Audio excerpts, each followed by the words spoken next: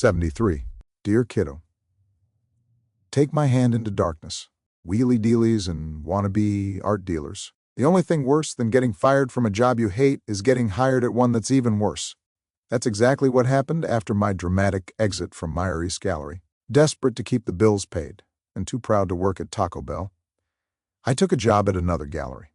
And by gallery, I mean a place where they sold art like objects to tourists who wouldn't know fine art from fine wine. Welcome to Wheelie-Dealy Central. The gallery was next door to Meyer East, which was just salt in the wound. It was like being forced to live next to your ex's mansion while you were stuck in a broken-down RV. I went from directing a reputable gallery to selling kinetic wind sculptures. Yeah, that's what they called them. Most people just called them spinny things for the garden. There was no prestige here, just wheelie-dealies that spun in the wind, which apparently made them art. If you ask me, that was giving the wind way too much credit. The director at this new place, Steve, was a good guy but had the sales philosophy of a used car dealer. He was all about the hard sell. No charm, no wit, no actual knowledge about art. Just pure, cringe-worthy sales techniques that felt like emotional manipulation wrapped in fake smiles. The worst was the mirroring technique. If the client crossed their arms, I was supposed to cross my arms. If they tilted their head, I was supposed to do the same, like some bizarre game of Simon Says. Then, to make it even more ridiculous, I was supposed to repeat whatever they said as a question. Like if they said, "I like this wheelie-dealy," I was supposed to respond, "So you like this wheelie-dealy?" Yeah, because repeating their words back to them was totally going to close the deal. I lasted 3 months. 3 months of pretending that wind-powered whirligigs were the pinnacle of artistic expression. 3 months of repeating phrases back at people like a parrot who'd been cursed by a witch. 3 months of watching my soul slowly evaporate every time a kinetic sculpture spun in the breeze. Luckily, another gallery up the road was hiring for a director, and because of my experience at Meyer East, I was a shoo-in. I jumped at the chance to get away from the wind sculptures.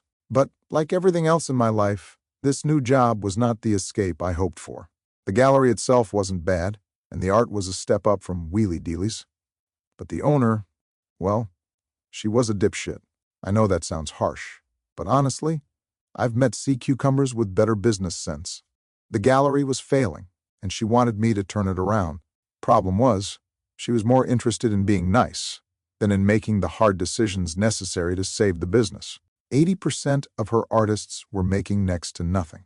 Hundreds of dollars a year, maybe a few thousand if they got lucky. In the art world, that's basically selling lemonade at a roadside stand. They needed to go, not because they were bad people, but because they weren't selling. In this industry, if your art doesn't sell, you have to move on. It's not personal, it's business. But she didn't get it. Every time I tried to cut an artist, she'd push back. "But they're so sweet," she'd say. "They work so hard." Yeah, and if this was kindergarten, that would matter. But this was business. And if she didn't let me do my job, we'd be out of business in 6 months. It was infuriating.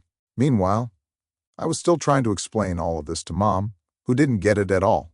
She had never worked a job without a financial safety net and couldn't understand why I was stressing out about paychecks, rent, and making ends meet. And to make matters worse, she'd quit her own job, which meant I was under even more pressure to keep us financially afloat. No stress there, none at all. Once again, I was stuck in a situation where I was trying to save a sinking ship, while the captain insisted on rearranging deck chairs. I couldn't get through to the owner, and I couldn't get through to Mom. I was trapped, spinning in circles, like one of those cursed wheelie-dealies I just escaped from.